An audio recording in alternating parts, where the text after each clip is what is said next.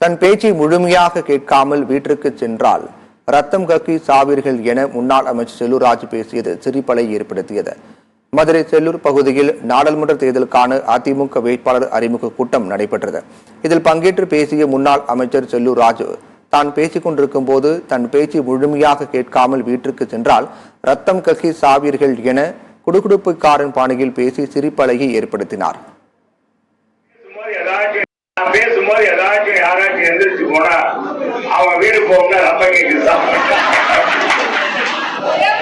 அப்படின்னு சொல்லிட்டு வந்திருக்கேன். அதனால இப்ப நான் என்ன சொல்றேன், ஆரம்பிக்கும் போது போனா அவங்களுக்கு அவுட் இல்லை.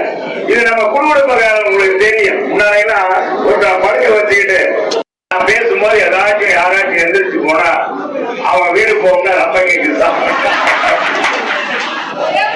அப்படின்னு சொல்லிட்டு வந்திருக்கேன்.